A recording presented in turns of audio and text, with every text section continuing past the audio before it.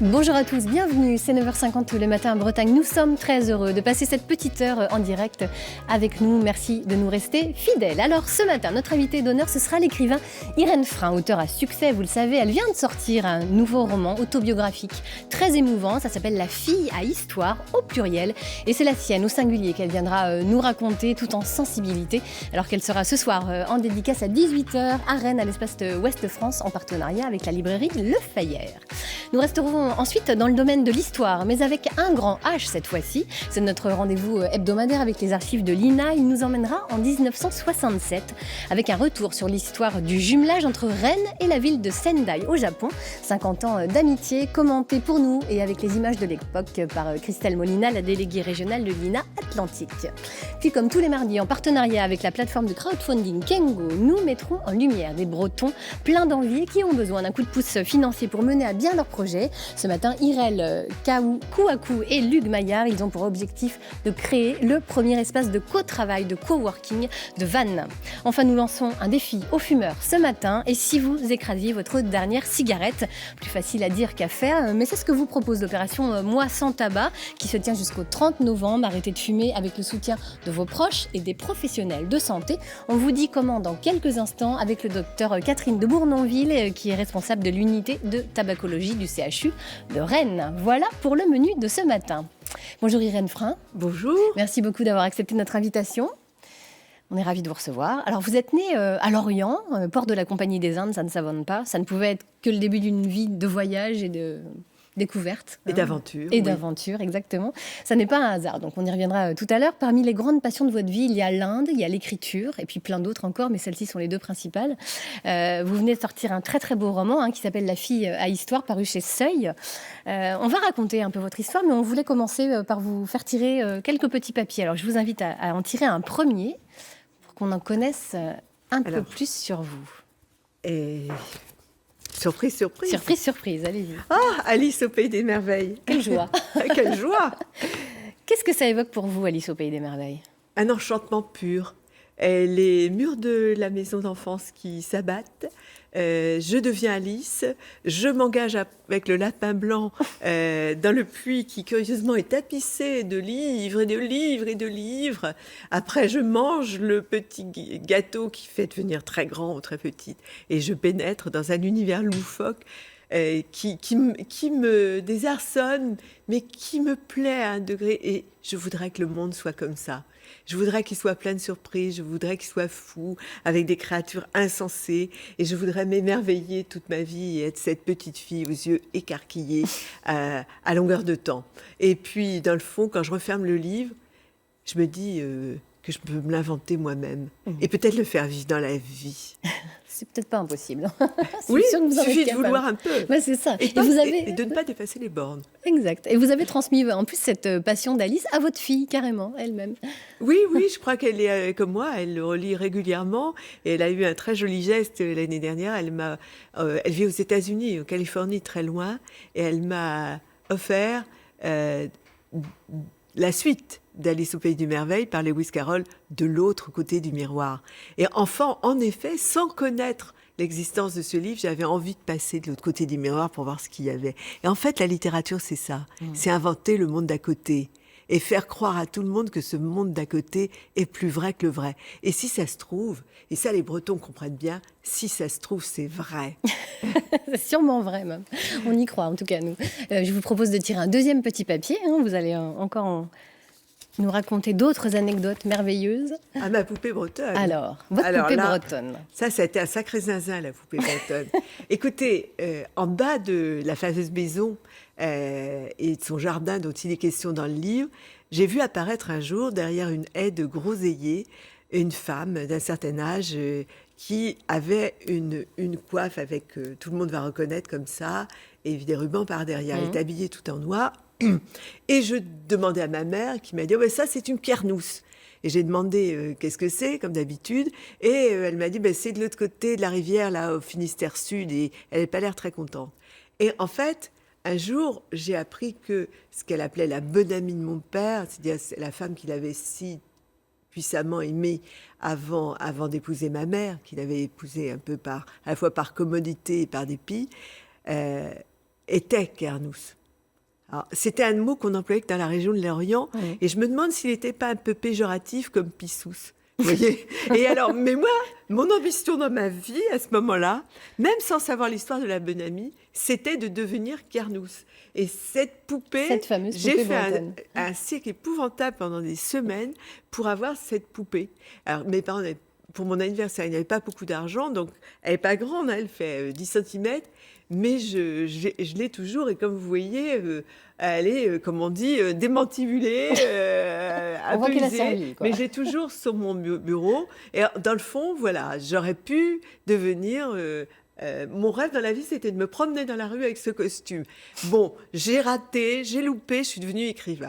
C'est pas mal aussi. C'est pas mal. c'est Alors, pas mal. vous avez mis pas mal de temps finalement à écrire votre premier livre. C'est assez étonnant, malgré votre goût précoce pour le texte. Comment ça se fait? Ben, j'étais bloquée. J'étais bloquée, c'est-à-dire que en fait, j'avais écrit adolescente, mais en fait, il y avait une sorte d'interdit d'écrire, de se confier dans ma famille. Enfin, je raconte ça au début du livre, mais je crois que c'était dans beaucoup de familles et pas simplement en Bretagne. Donc, et puis j'étais persuadée que j'étais faite pour être universitaire. Vous savez, barazour, hein, comme on dit en Bretagne bretonnante, fonctionnaire, le pain qui tombe sûr, ça veut dire en breton, c'est-à-dire la paye tous les mois, la retraite au bout du compte. Hein. Bon, vous connaissez ces expressions. Et donc, cette épreuve, je suivais les rails. J'étais universitaire et professeur. Et donc, un jour, en fait, c'est quelqu'un dans une maison d'édition qui m'a dit, mais vous, faites-nous un livre d'histoire sur les oubliés de l'histoire en Bretagne. Donc, c'était plutôt les Nicole marins. Lattès, hein, c'est ça? Nicole Lattès. Alors, non, ça, c'était Pierre Michael. Et donc, j'ai fait un premier livre, Quand les Bretons peuplaient les mers, qui est un ouvrage historique qui est devenu une sorte de classique sur la Bretagne maritime entre le 15e et le 18e, l'âge d'or de la Bretagne, l'époque du lin, du chant, des chapelles, des explorations lointaines, des Kerguelen. Et là-dedans, il y avait l'histoire dans mais 2 pages sur René Badec, que j'avais trouvé, comme le reste, à la Bibliothèque nationale. Et c'est tombé sous le nez d'une éditrice d'origine bretonne, de Brest, Nicole Lattès. Elle s'est enflammée. Un jour, elle m'a convoquée. Elle m'a dit, vous êtes faite pour écrire des romans. Donc, je pique un phare, je deviens mais rouge comme un mar, comme on dit à Lorient. Et puis, elle me dit un roman sur Madec. Et là, j'en repique un deuxième. Mais aussi, c'est assez costaud comme double phare. Phare avec un D, pas phare breton. Non. Et donc là, écoutez, elle avait démêlé mon désir. Et en fait, 3 mois plus tard, j'étais en Inde avec les mémoires de Madec que personne n'avait explorées, que j'avais trouvées à la BNF, manuscrits, et je refaisais son périple. Et l'Inde qui Vous a aviez le besoin don, de ça, hein, ouais, voilà. l'Inde De a le revisiter les don. émotions sur place. Oui, sur place. Je suis une enquêtrice. Il faut les lieux, les odeurs, les couleurs. Mais l'Inde est beaucoup plus puissante que ça. Je crois que c'est un pays unique au monde pour ça. Elle a le don de vous démêler. Et quand en fait, j'ai été très déstabilisée pendant tout ce voyage. Et quand je suis rentrée, j'avais compris que j'étais faite pour narrer. Et je pouvais être bonne universitaire, mais ça aurait été la surface, ça aurait été un blindage. La source, c'était la source des histoires, celle qui était née quand ma mère, de la bouche de ma mère, et pour des raisons qui sont dans la histoire. On y reviendra tout à l'heure, hein, sur votre livre. Vous avez été aussi journaliste, Oui. repéré par Roger Théron, patron de Paris Match, Oui. Qui avait compris quelque chose. Roger Théron est une figure emblématique de la presse française. C'est un immense monsieur qui est mort dans les années 2000. Et dès qu'il m'avait vu, il était incroyablement observateur. Il avait un œil comme ça, un peu rapace, un scanner, si vous voulez. Il avait vu que j'étais faite aussi, mais pour raconter l'histoire immédiate. Donc, il aimait aussi, évidemment, la maîtrise de l'écriture dans ce que je faisais. Donc, j'étais un peu recrutée au départ aussi pour ma culture. Donc, c'était un peu agrégé, sachant écrire. Et il avait compris que j'avais le goût du partage. J'ai beaucoup enseigné pendant de longues années. J'ai enseigné de la 6e au niveau CAPES en université. Et les enfants ceux qui m'ont le plus appris, c'est les élèves de 6e. Parce qu'ils ne vous font pas de cadeaux. Ou ils comprennent ou ils ne comprennent pas. Et donc, j'ai appris de ces jeunes enfants comment être clair. comment aller à l'essentiel, mais aussi, comme je n'étais pas un professeur démagogue, comment on peut faire passer des notions complexes sans les tripatouiller, vous voyez, en étant honnête intellectuellement aussi. Alors, le patron de Paris Match, il avait aussi compris une chose, c'est que les portraits écrits par des écrivains sont faits pour durer. Oui. Et ça s'est vérifié récemment, en plus. Oui, très récemment, j'ai eu la surprise qu'on ait réédité un portrait que j'avais fait de Jean Rochefort au moment des Jeux Olympiques d'Athènes. On m'avait envoyé le voir. Et on a eu une rencontre extraordinaire dans un petit village grec au bord de la mer. On a passé une journée fabuleuse, mais entre deux humains, si vous voulez. Et lui, évidemment, comme toutes les stars, il se demandait à quelle sauce il allait être mangé quand même. Vous voyez. Et là, il a été... on s'est très bien entendu, mais évidemment, moi, on ne juge que sur pièce. Quand il a lu mon portrait, il m'a écrit une très longue lettre, absolument magnifique, à tous égards, le papier, la façon d'écrire, le style, vous voyez, la graphie, le style. Et j'ai toujours gardé cette lettre précieusement, mais ce qui m'a stupéfaite, c'est quand je l'ai relu, que j'ai vu que ce portrait n'avait pas pris une ride, et c'est là que j'ai compris. Le génie de Roger Théron, c'est-à-dire que c'est quand même l'écriture en presse écrite qui fait la valeur du papier. Il y a l'enquête, ça c'est sûr, mais l'écriture. Alors le journalisme, c'est une noble profession. Je défends les journalistes et j'ai été journaliste, mais de presse écrite. Mais si vous voulez, la presse écrite, il me semble, ne tiendra, elle est en danger actuellement, que si elle est écrite, dans tous les sens du terme. Vous avez 3 langues en vous, finalement, oui. Celle du professeur, celle de l'écrivain et celle du journaliste. Oui. Et vous aimez les 3. Il n'y en a pas dans une tous les qui cas, est c'est inférieure une à l'autre. enquête. Voilà. L'historien, c'est un enquêteur. Historia, en grec ancien, ça veut dire enquête. Donc, nous avons ce trilinguisme est naturel, puisque dans tous les cas, on retrouve la notion d'enquête. On peut trouver la vérité par l'imaginaire, contrairement à ce qu'on croit. Et le roman est une façon, et la littérature est une façon de faire exploser la réalité par le maniement de la langue et de l'écriture. Et il y a des vérités qui passent plus facilement, en tout cas de façon plus efficace, par la littérature que par une enquête universitaire. Mais je ne méprise je sais faire les 3. Je ne méprise ni les unes ni les autres. Elles sont pour moi équivalentes, mais il faut qu'elles soient être adaptées au sujet. Et évidemment, quand même, celle que je préfère, c'est la littérature. Dit-elle avec les yeux qui brillent. Oui. Vous restez avec nous, Irène Frein. On va vous retrouver, bien entendu, tout au long de cette émission. Le sujet qui suit va vous intéresser puisqu'on va parler des cafés-librairies. Il en existe 19 en Bretagne. Eh bien, je vous propose une petite immersion dans l'un d'eux, à Saint-Paul-de-Léon. C'est un reportage de Sylvaine Saliou et de Jean-Michel Piron. Prendre son temps. C'est l'invitation de l'équipe du café-librairie de Saint-Paul-de-Léon. Flâner, boire un thé, un café entre 2 rangées de livres. L'atmosphère est chaleureuse. Souvent, les clients reviennent, et pas seulement pour acheter des livres. J'adore. Je pense que c'est formidable d'avoir tous ces livres. Du très bon café, plein de bonnes choses à manger. C'est tellement calme. Il y a un jardin magnifique. C'est absolument fantastique. On se trouve déjà dans un univers où il y a du livre, donc, qui est propice à la curiosité, d'aller feuilleter les livres. Voilà, et puis la proximité entre le café et les livres, c'est chouette. Le premier café-librairie de France a ouvert à quelques encablures de Saint-Paul-de-Léon, à Guimaec, de l'autre côté de la rivière de Morlaix. C'était en 1993. Depuis, d'autres ont essaimé. Celui de Saint-Paul-de-Léon va bientôt fêter ses 10 ans. Au départ, il y en a beaucoup en Bretagne. Je pense que le temps n'y est pas pour rien, d'avoir un lieu confortable dans lequel on peut s'installer, profiter d'un petit moment de lecture, parce que, bien sûr, on n'est pas une bibliothèque, mais le salon de thé permet aussi de s'installer, de prendre 4-5 livres. Quand on ne sait pas trop choisir, de prendre le temps de choisir, de parcourir quelques pages. Et ça, je pense que c'est assez agréable. Alors celui-là, c'est mon chouchou pour la fin d'année. un album qui se passe à l'époque où les éléphants n'avaient pas encore de tronc. D'accord. Ce jour-là, la représentante d'une grande maison d'édition vient présenter ses derniers albums. Le moment est important, c'est l'heure de passer les commandes pour les mois à venir. La savane, il pose plein de questions. Et un jour, il va tomber sur Crocodile, qui est bien malin, qui lui dit « Rapproche-toi, j'entends pas ce que tu dis ». Et là, il se saisit de son nez. Cette histoire de petit éléphant sans trompe va-t-elle plaire à Catherine? C'est l'une des responsables du rayon jeunesse de la librairie. Elle gère les stocks. Et à la fin, du coup, on voit tous nos petits éléphants qui vont faire la queue pour se faire tirer le nez. Ah ouais, c'est trop bien. Et c'est comme ça que les éléphants ont des trompes. On en met 4 dessus là. Bah, s'ils sont pas vendus, j'ai le droit de les renvoyer à l'éditeur.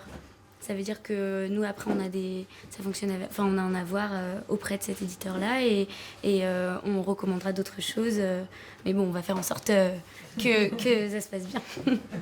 Celui-ci, vous l'avez pas, c'est Non, sûr. oui, oui, Mais oui, ramenez oui. l'autre, on Ah oui, échangera. oui, oui, enfin, oui, oui. c'est Là, pas je la peine reviens. de garder. Le café-librairie de Saint-Paul-de-Léon est un commerce clé dans cette ville moyenne du Finistère, retirée entre Brest et Morlaix. Avec ses 15 000 références en rayon, il n'a rien à envier aux grandes surfaces culturelles du département. Moi, je pense que pour s'en sortir, justement, il faut être ambitieux. Je pense qu'il faut avoir une offre à la hauteur des espérances de nos clients.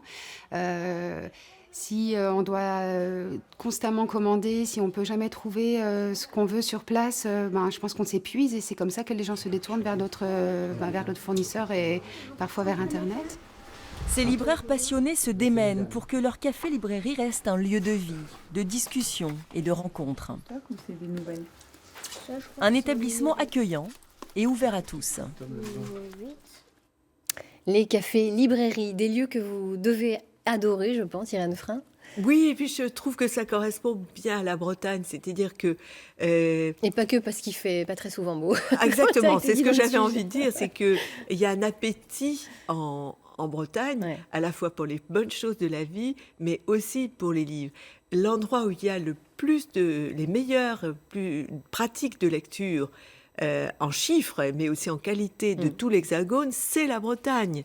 Et j'en suis particulièrement fière. Et je ne cesse de le dire à mes petits camarades écrivains du reste de l'Hexagone, qui d'ailleurs aiment beaucoup venir en Bretagne parce qu'ils sont très bien accueillis. Et de ces lieux, il y en a. Il y en a à Brest, il y en a à Quimper, j'en connais un à Belle-Île qui est formidable aussi. Et cet accueil-là retient les lecteurs, qui peuvent être d'ailleurs britanniques, comme on l'a vu dans ce reportage, de toute nationalité, qui aiment la Bretagne justement parce que la Bretagne, en plus de ses embruns, de son tonus, de son courage et de toutes ces vertus qu'on connaît bien, elle a un appétit d'un plus spirituel, d'un plus qu'on fait avec l'esprit, en tout cas. On est bien d'accord. Alors, Irène Frein, vous êtes une passionnée d'histoire et de voyage, on l'a bien compris d'ores et déjà. La chronique qui suit devrait vous intéresser. Comme chaque semaine, on va plonger dans les archives de l'Institut national de l'audiovisuel. Et pour cela, on reçoit la déléguée régionale de l'INA Atlantique, Christelle Molina.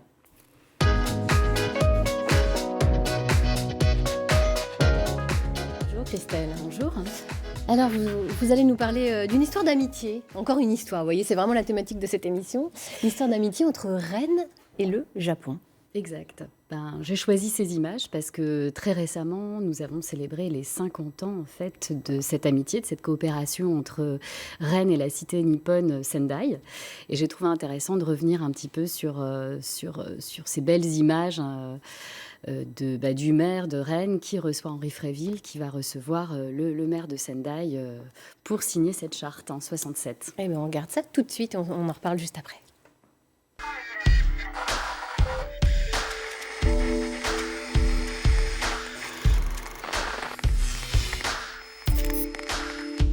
Il est inutile, bien sûr, de présenter M. Fréville, député maire de Rennes et par la même occasion la ville de Rennes, mais je veux ce soir vous présenter les amis qui sont venus nous rendre visite à l'occasion précisément du jumelage de Rennes et de la ville japonaise de Sendai. À côté de M. Fréville, M. le maire de Sendai, puis M. le représentant de l'ambassade du Japon et notre collègue M. Watanabe, qui est une vedette nationale de la télévision japonaise. Je vais maintenant demander à Monsieur le maire de Sendai de nous présenter en quelques mots très rapidement sa ville qui a été jumelée avec celle de Rennes. Sendai 市は日本の東京から北の方に330キロ離れたところにあります。人口は50万、古い大学の、町でありますけど、最近は工業都市に発展しつつあります。Vous me permettez de résumer ce que M. Shimano, maire de Sendai, vient de parler. La ville de Sendai se trouve au nord de Tokyo, capitale du Japon, 330 km. C'est une ville académique traditionnelle. Cette ville a également beaucoup de problèmes, ce qu'on pourrait trouver peut-être dans la ville de Rennes également. C'est-à-dire, la ville de Sendai a été gravement bombardée pendant la guerre, comme Rennes. Rennes se dirige dans la même direction que notre ville se dirige également. Et bien voilà, des Japonais qui ne se départissent pas de leur sourire, Christelle. Alors, ce qui est amusant, c'est en fait le contraste entre le maire de Sendai, donc je vais dire son nom quand même, Takeshi Shimano, qui est ravi. Et en fait, pourquoi son traducteur l'est moins? Parce que c'est l'ambassadeur. Donc, bon, on est traducteur, mais on est ambassadeur avant tout, quand même. Donc là, c'était un petit aparté. Sinon, je revenais sur la coopération. Donc là, on voit, c'est vraiment la signature officielle de la charte en 67. Mais il faut dire que la coopération a commencé déjà dans les années 50. Il y avait déjà quelques Bretons, des diplomates, des médecins, des universitaires qui avaient un peu initié cette coopération. Et de là est né, en fait, en 67, officiellement, voilà, ces relations fructueuses entre ces deux pays, enfin, entre ces deux villes. Même s'il y a une période entre 68 et 87, bon, il y avait un petit peu moins on va dire, d'échanges, de projets communs, sauf sur les plans culturels, où il y aura toujours quelques événements. Je dirais que c'est en 74 que la ville de Sendai est représentée donc à la foire de Rennes, la foire internationale, comme la ville jumelée à Rennes. En fait, voilà. Et qu'est-ce qui explique historiquement ce jumelage, enfin ces jumelages? Il y a eu beaucoup de jumelages dans les années 50 qui sont nés. Pourquoi à ce moment-là, plein de jumelages comme ça? Donc c'est une attirance peut-être pour voilà, le Japon déjà. Après, comme l'explique en fait dans le reportage, hein, le japonais, le traducteur, c'est aussi parce qu'ils ont des points communs. C'est des villes qui ont souffert aussi pendant la guerre.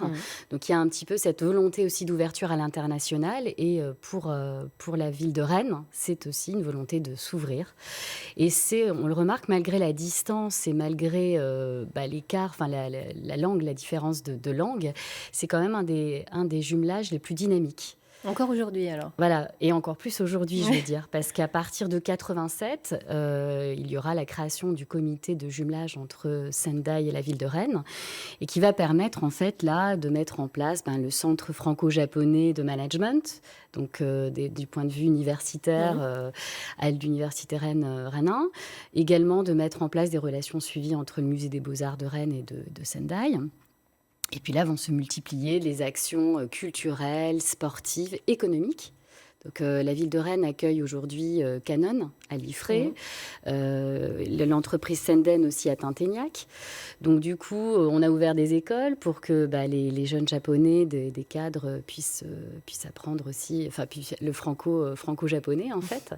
Et puis aujourd'hui, on apprend le japonais au lycée, au collège de l'Assomption, dans les universités, à Supélec, enfin au centre franco-japonais. Donc ça se poursuit. Exactement. Et une grande amitié est née, quoi, vraiment. Exactement, qui même se constate pendant des moments très douloureux, puisqu'en 94, Sendai sera la première ville jumelée qui va apporter son soutien à la ville de Rennes après l'incendie du Parlement. Et bien sûr, la ville de Rennes va débloquer des fonds en 2011, après le tsunami du 11 mars.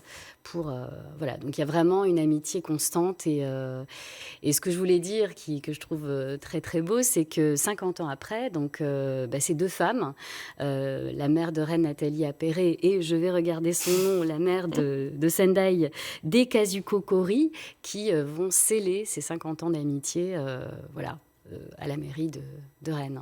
Jolie nouvelle. Merci beaucoup, Christelle. Ça vous semble important, ces jumelages comme ça entre villes Ouais, ça a joué un rôle très important après-guerre.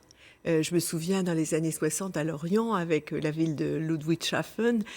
Par exemple, moi j'allais en colo dans les Vosges, il y avait des petits Allemands de Ludwigshafen qui étaient venus. Donc c'était aussi pour effacer les ravages vous savez, ces mots horribles qu'on disait sur les Allemands, ils en avaient certainement sur nous. Donc, que les enfants soient des futurs agents de la construction européenne.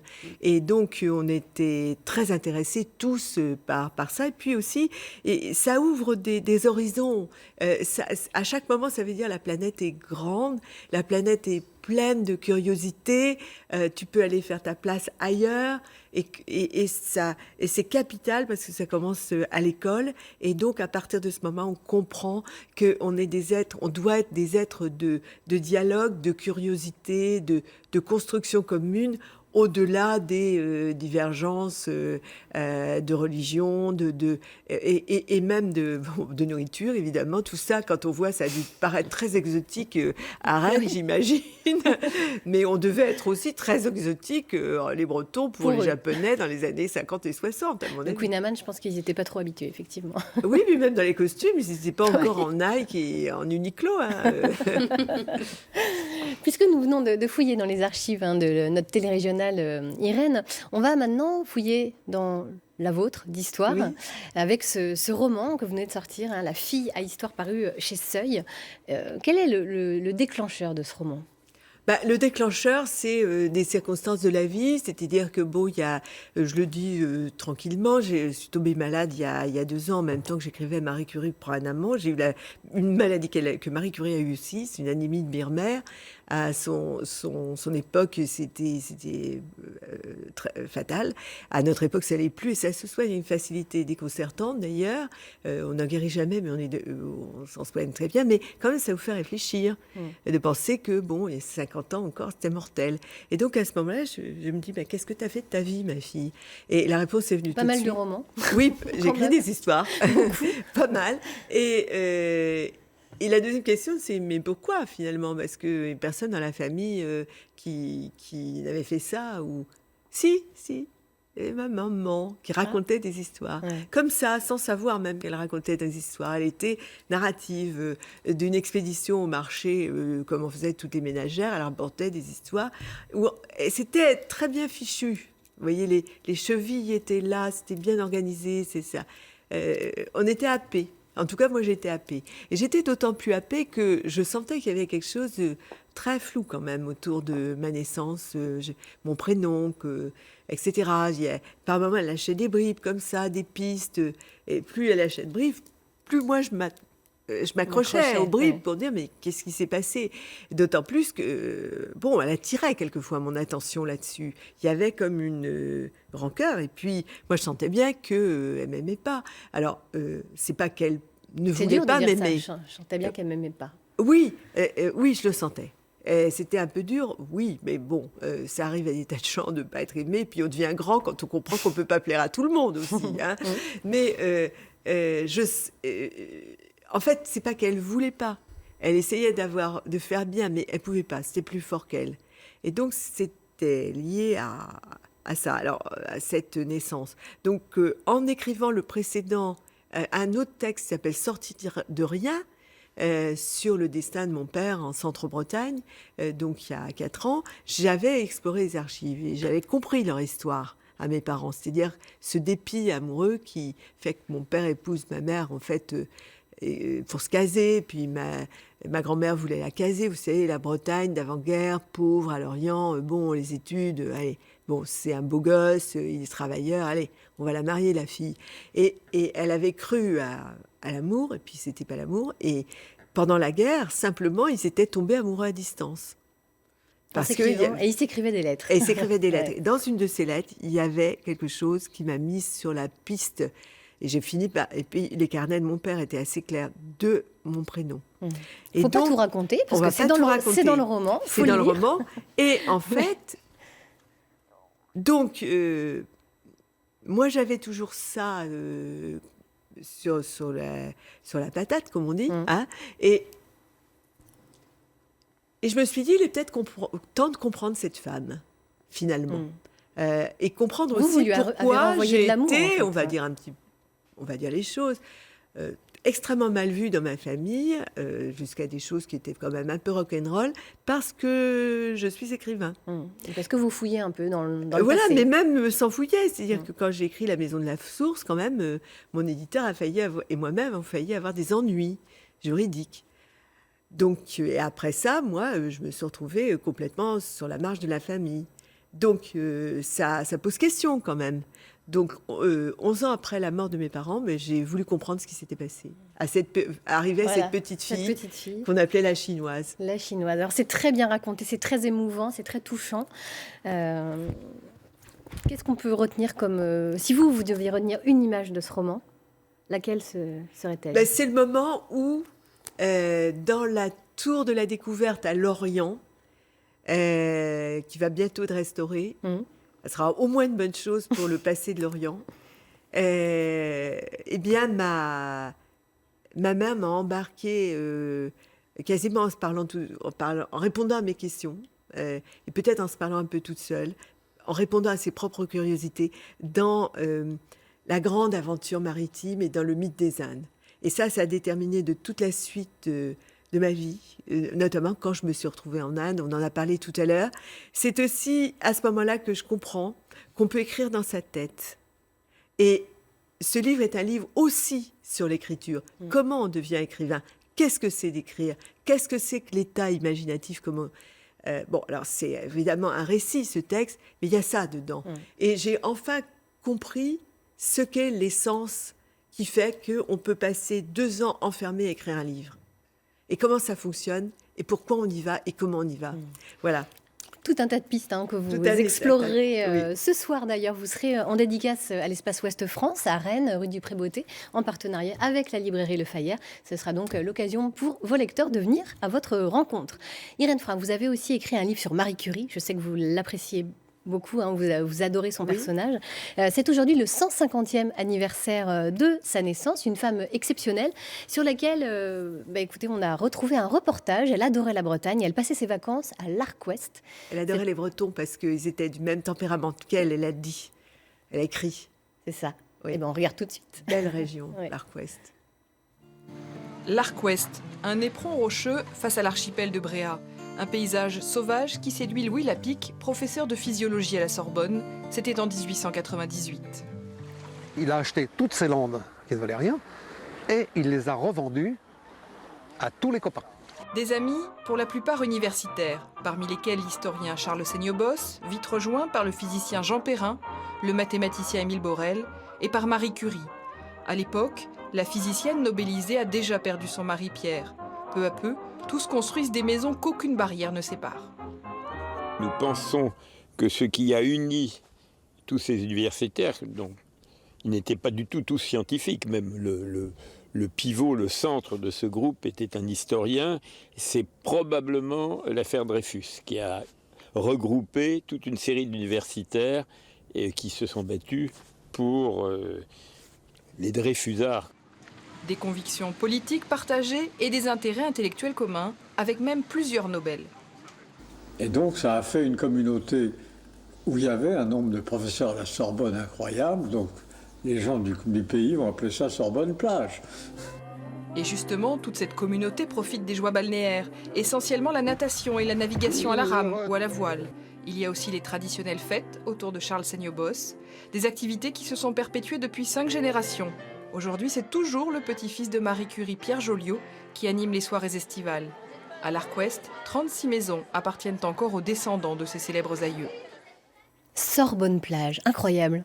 Oui, j'ai exploré ça aussi quand j'ai écrit Marie Curie prend un amant. Et j'ai fait un article dans la revue Armen là-dessus. Ouais. Et il m'est arrivé une chose incroyable quand j'ai commencé le livre sur Marie Curie. Mais ça, les écrivains, il leur arrive toujours des trucs bizarres. Quand j'ai voulu lire la biographie de Marie Curie par sa fille, Madame Curie, c'est Ève Curie qui a écrit un livre qui s'appelle Madame Curie, sur sa mère après sa mort. Et donc, en fait, c'est quelqu'un qui vivait chez moi à l'époque qui m'apporte ce livre, sachant que j'avais ce projet.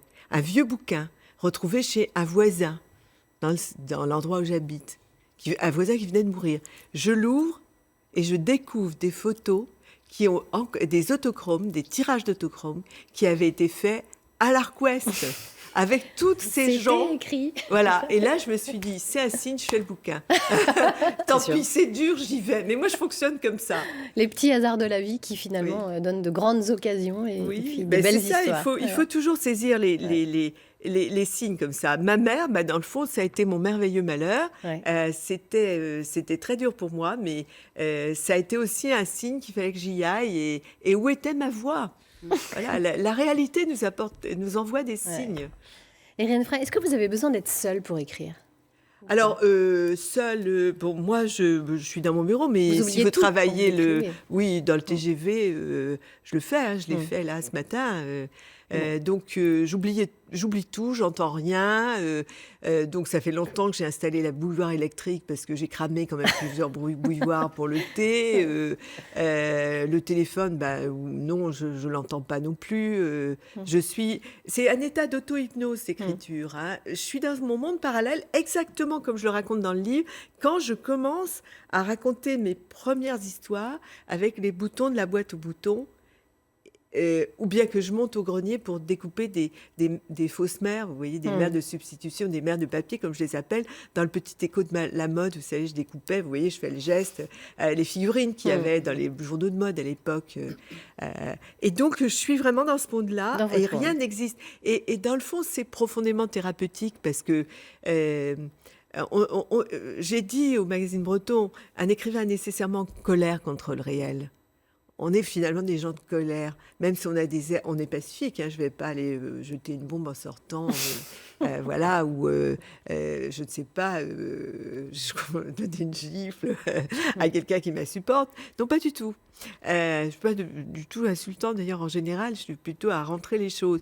Mais justement, cette colère, je la métabolise, vous voyez, j'en fais quelque chose. D'où cette espèce d'état un peu professeur tournesol, mais déjà arriver de sortir avec une chaussure d'une couleur et une de l'autre. Hein.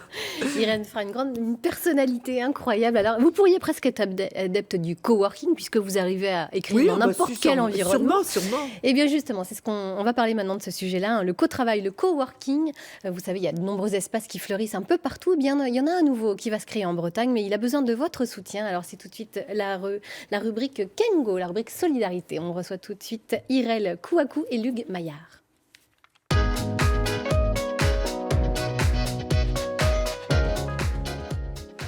Bonjour Irel, bonjour Luc. Bienvenue à vous deux. Alors, votre espace partagé de coworking ouvrira fin du mois. Vous l'avez appelé le Reuse. Pourquoi ? Ça veut dire quoi ? Alors, le Reuse, ça vient de l'expression « il y a du reuse » en fait, qui signifie « il y a de l'agitation, il y a du bruit ». Donc ce serait un petit peu l'équivalent du mot buzz en fait, en anglais. Mais en breton. Donc voilà, c'est ça.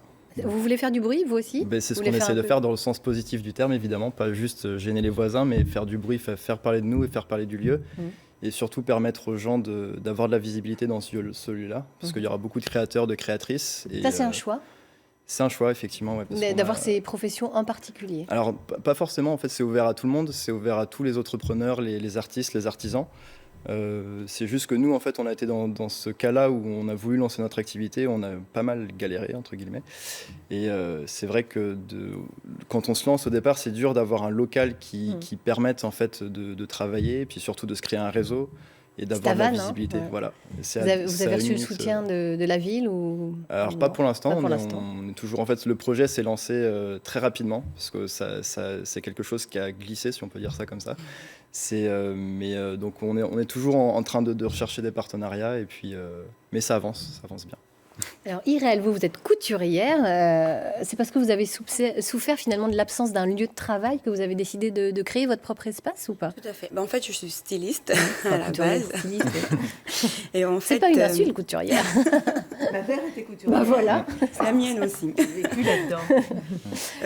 Oui, en fait, c'est en voulant créer plusieurs projets, en voulant travailler en partenariat avec plusieurs personnes, que j'ai fini par penser à ce projet-là, parce que j'avais pas d'endroit à part la maison pour rencontrer mes différents partenaires et puis pour laisser aller ma créativité.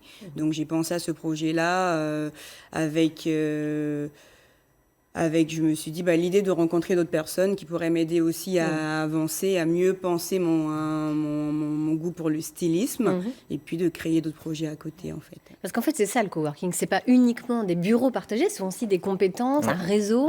C'est ce que vous souhaitez vraiment mettre en avant finalement. Tout à fait, ouais. Parce que c'est comme on le disait tout à l'heure, c'est vrai que quand on se lance en fait c'est difficile d'avoir accès à un réseau en fait.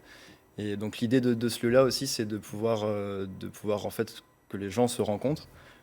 Qu'il y ait aussi des nouveaux projets interdisciplinaires qui naissent de ces rencontres-là, mais aussi de pouvoir profiter d'un réseau en fait. Par exemple, quand on se lance, qu'on a besoin de faire un site internet, si on ne connaît pas un web développeur ou un designer, un web designer, c'est super difficile en fait. Alors vous êtes menuisier, ébéniste, et j'imagine que vous avez mis un petit peu la main à la pâte pour aménager le lieu quand même. Alors complètement, ouais. Donc l'idée, c'est qu'en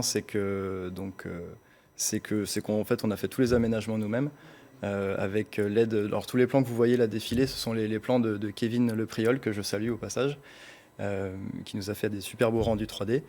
Et effectivement, sinon toute la conception technique, et voilà, c'est moi qui m'en occupe, avec l'aide des amis et des gens qui sont motivés par le projet.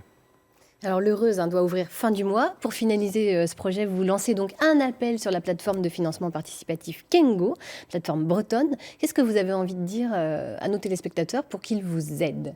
Moi, je leur dirais en fait que le projet, oui, quelque part, c'est nous qui avons pensé l'idée, mais on ne le fait pas nécessairement que pour nous, on le fait pour tout le monde, parce qu'il y a beaucoup d'auto-entrepreneurs, il y a beaucoup d'artistes, d'artisans, ou même des écrivains qui débutent et qui ont besoin d'une certaine visibilité, d'un certain réseau.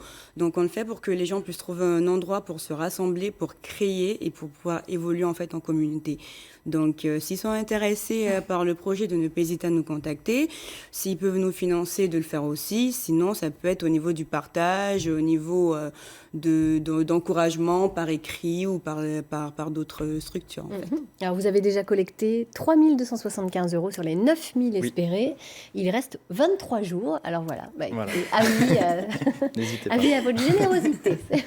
Merci beaucoup à tous les deux d'être venus nous présenter votre projet. Et puis, on rappelle qu'on peut retrouver tous les détails sur le site kengo.bzh. Irène Frein, ça c'est le genre de projet qui vous plaît, ça? Ah oui, beaucoup. Je pense que vous êtes à Vannes, en plus, qui est une ville très dynamique, qui est en train de connaître un essor formidable. Donc, je suppose que vous êtes dans un endroit aussi un peu... vous projetez de vous installer? En fait, on est déjà installé. On a un local qui est situé à 1 minute à pied de la gare de Vannes. Ah, formidable. C'est rue Saint-Symphorien. Oui, mais je connais bien. Voilà. Il y a Villa Kerasi, et c'est juste à côté. Alors, on n'est pas très loin. Je pense qu'Irène Frein va venir s'installer dans notre espace de coworking. Vous savez, moi, je vis pas mal dans les trains. Justement, en fait, il y aura aussi un espace à la journée et à la demi-journée. Pour les gens qui sont entre les trains. Très bonne idée. Seul inconvénient, elle brûle quelques bouilloires, mais sinon... Oui, non, tu vois, moi qui ai une bouilloire électrique, pour moi ça marche. Mon ordi, mon petit internet, ma petite bouilloire électrique, et je suis sage comme une image. Elle est dans sa bulle, on l'entend pas. On va passer maintenant à un sujet sur notre santé. Je ne sais pas si vous fumez les uns les autres, mais en tout cas, malheureusement, vous êtes nombreux à fumer. Alors, comment arrêter ? Eh bien, c'est l'occasion sans doute ce mois-ci, avec le mois sans tabac. On vous dit comment y arriver tout de suite avec le docteur Catherine de Bournonville, qui est responsable de l'unité de tabacologie du CHU de Rennes.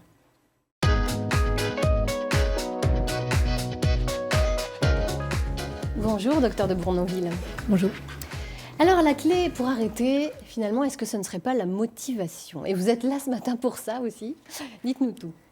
Oui, c'est certainement d'abord la motivation. La motivation, ce n'est pas la même chose que les raisons.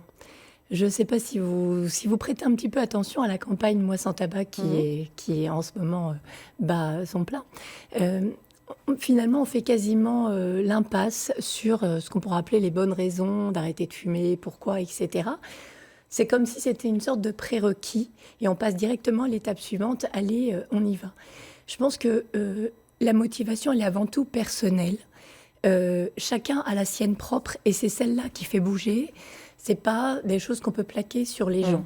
Et donc, l'idée, c'est plutôt d'aller chercher sa motivation, d'aller peut-être aussi chercher ce qu'on va gagner en arrêtant de fumer et qui peut être tout à fait improbable.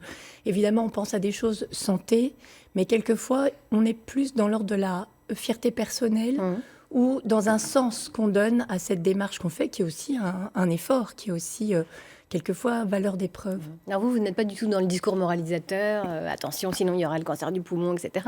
Vous êtes plutôt justement sur l'encouragement, vous misez sur ça, l'encouragement finalement. Oui, je crois que la moralisation, on en a eu beaucoup. C'est pas d'abord ça qui fait bouger, parce que ça atteint l'estime de la personne. On est dans ces cas-là dans le jugement. Et finalement, c'est générateur d'émotions négatives. Et jusqu'à présent, l'émotion négative, ça fait plutôt fumer.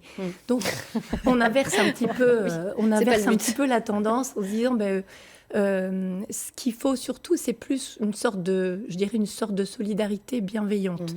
La personne a fait ce choix, à ce moment-là, de faire cette démarche, d'aller vers un arrêt du tabac. Et je dis aller vers parce que quelquefois, ça peut être long. Quelquefois, c'est instantané, et puis quelquefois, c'est long. Et puis, très souvent, en fait, on s'y reprend à plusieurs fois. Et donc, ce dont la personne a besoin dans ces cas-là, c'est essentiellement d'une attention délicate, portée. Premièrement, ne pas nuire. Ça, c'est la règle qu'on apprend, nous, dans nos études de médecine. Et puis un peu d'écoute et d'empathie, en fait, voilà. Très souvent, quand on est non-fumeur, on est débordant de bonne volonté pour aider les autres à arrêter de fumer, mais en quelque sorte, on est quelquefois un peu maladroit, parce qu'on ne connaît pas la chose de l'intérieur. Et quelquefois, la solution peut-être la plus simple, c'est d'aller demander à la personne, mais qu'est-ce que je peux faire pour t'aider ? Et quelquefois, on s'entend répondre, surtout, ferme-la. Surtout, n'en parle pas. Ça mérite d'être clair. Surtout, laisse-moi faire. Surtout, ne fais pas ta petite enquête. Alors, etc. Puis d'autres fois, on attend d'autres choses aussi, peut-être des fumeurs qui ne sont pas encore prêts dans la démarche, mais qui auront peut-être besoin, eux, par exemple, qu'on s'abstienne de fumer devant la personne qui a fait le choix d'arrêter. Moi, ce que je constate, c'est que les fumeurs sont de plus en plus respectueux. Et justement, ont cette délicatesse de, voilà, quand quelqu'un a fait ce choix-là, de se mettre à distance, peut-être parce qu'à l'intérieur de soi, on se dit peut-être un jour ça va être moi. Voilà. Et peut-être. Et alors on espère justement. Alors est-ce que le mois sans tabac, c'est justement l'occasion d'arrêter à plusieurs ? Est-ce qu'ensemble, c'est plus facile d'arrêter ? Oui, certainement ensemble, c'est plus facile parce que justement, il y a cette forme de solidarité. On rame pas tous au même moment. Certainement, quand on arrête de fumer, il y a des moments qui sont plus galères, mais on n'est pas tous synchro sur le moment galère. Et donc, c'est une manière de prendre le relais. C'est une manière d'entraînement aussi, tout simplement. C'est une manière de partage d'expérience. Ah oui, toi, comment tu fais en soirée pour résister à une clope, etc. Voilà. Est-ce qu'il y a un dispositif spécifique mis en place en Bretagne ? Oui. Alors, il y a un dispositif national qui est très relayé en Bretagne avec beaucoup d'actions un peu partout.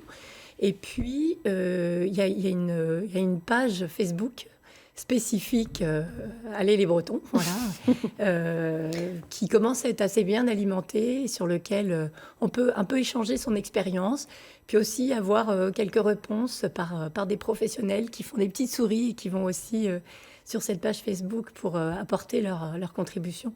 Et surtout des contributions d'ex-fumeurs de longue date qui ont à la fois cette expérience du vécu et cette empathie parce qu'eux aussi sont passés par là. Voilà. Merci beaucoup, Dr Catherine de Bournonville. Merci à et vous. puis, on rappelle également le site internet Tabac Info Service, bien entendu, qui est quand même également une référence. Voilà, merci infiniment. Merci. Irène Frein, vous ne fumez pas ? J'ai jamais fumé. J'ai eu un mari fumeur et je me souviens que c'est quand il a arrêté de la pertinence de tout ce que vous dites. Par exemple, de ne pas interférer quand on est le conjoint, d'être très délicat. Et aussi, moi, je parlais aux gens qui allaient venir à la maison avec des clopes et je leur disais non, s'il vous plaît, vous me rendez ce service. Alors, en tout cas, moi, j'ai une addiction. Et, j'ai une oui, c'est le chocolat. Donc, je connais le problème de l'addiction de l'intérieur. Est-ce qu'il y a le mois sans chocolat ? Ça n'existe pas, ça. Un petit peu. C'est-à-dire, par moment, moi, j'avais une grande tendance à calmer la tension de l'écriture en avalant du chocolat et j'arrivais quand même à des doses assez importantes. Et or, quand même, dans les tablettes de chocolat, il y a quand même du sucre et du gras, même si on prend du 60%. Et donc, ça finissait par, disons, comme on est assez assis, à enrober là où il ne faut pas. C'était des choses un peu légères que je vous raconte, mais pour arriver à diminuer, ce n'était pas nécessairement simple. Donc, c'était une espèce d'introduction à l'addiction, en quelque sorte, pour connaître les autres, précisément, quand ils ont à lutter contre une addiction à l'alcool ou au tabac, qui sont évidemment graves. Bon, vous avez compris. Donc, ce soir, à 18h, à l'Espace Ouest France, vous emmenez du chocolat. Il n'y a pas de problème. Alors là, c'est de faire replonger. Indigestion garantie. Merci beaucoup, Irène Frein, d'avoir été avec nous. On rappelle donc la sortie de votre livre, La fille à histoire. Est-ce que vous avez une devise avant de se quitter? Vous avez une devise, vous? Oui, un jour, j'en ai trouvé une. C'est que le désir est la forme qu'on donne à son destin. C'est-à-dire qu'un destin, ça s'invente. Et le désir, mais le désir bien tempéré. C'est-à-dire qu'on a des désirs, mais il faut toujours réfléchir avant d'agir. Ça vaut mieux. Merci beaucoup d'avoir été avec nous, de nous avoir accompagnés tout au long de cette émission. Merci à tous. Je vous souhaite une excellente journée. À suivre l'édition des régions. Puis à 11h20, vous retrouverez Midi en France en compagnie de Vincent Ferniaud de toute sa bande. De notre côté, sur l'antenne de France 3 Bretagne, ce sera à midi Antoulagade, suivi de votre journal régional. Nous irons en Bête-Saint-Brieuc, où la pêche à la coquille Saint-Jacques a débuté sur le gisement principal. Nous nous intéresserons à la question de la ressource. Et puis, nous parlerons également d'une récente enquête du l'INSEE qui démontre qu'en termes d'inégalité de revenus, la Bretagne s'en tire plutôt bien. Et enfin, coup de projecteur sur Cut the Alligators, le groupe qui fera l'ouverture du festival de jazz à l'Ouest ce soir à Rennes. Voilà, écoutez, on vous souhaite une très belle journée. Demain, ce sera un best-of spécial musique. Et puis jeudi, nous recevrons Pierre Janin, directeur de recherche à l'INSERM, qui travaille sur la stimulation cérébrale profonde, entre autres. Excellente journée à tous. Et puis à jeudi en direct, 9h50.